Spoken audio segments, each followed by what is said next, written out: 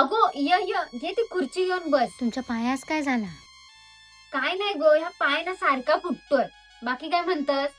तुमची लेक आली वाटतं. होय, कालच आली आहे. चांगली 15 दिवसांसाठी आली आहे. तिचा नवरा बोलला, म्हणजे माझा जावई बोलला, जा मस्त राहून ये 15 दिवस. माझा जावई लय चांगला आहे, तुम्हाला सांगतो. लय म्हणजे लय. माझी पोरगी पण कमी नाही, सासू सासऱ्यांचं लय करत असते. म्हणून सासू पण बोलली, जा मस्त 15 दिवस राहून ये. माणसं चांगली आहेत तशी ती. माझ्या जावयाचा माझ्यावर इतका जीव आहे, तुला सांगतो. आता लेक आली ना, 2 साड्या पाठवल्या ना माझ्यासाठी.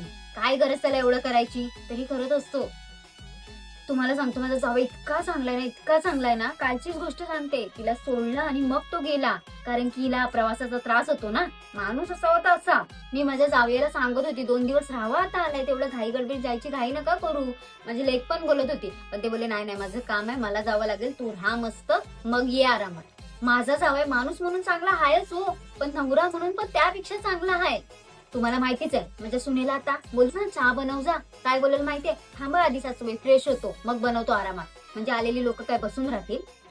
तुला सांगतो बाय, माझा लेक ना, आता माझा लेक राहिलाच नाही. नुसता बायको बायको करत असतो. खाली माझ्या सुनेचं लय तोंड चालायला लागलंय. जे जे बोलते ना, कानांना ऐकवत नाही, माहितीये.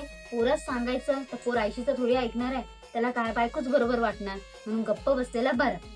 थांबा, मी तुमच्यासाठी चाय बनवून आणतो. माझ्या सुनेला सांगायचं म्हणजे आज काय आपल्याला चाय भेटणार नाही, आणि माझ्या लेकीला सांगायचं म्हणजे जर आराम करते ना ती, तर तिला जर आराम करून दे. मी आणते, पटकन बनवून आणते, बसा. मी जाते आता, चहा वगैरे नको नको. निघताय तुम्ही? बरं बरं, या मग परत. हा, चल.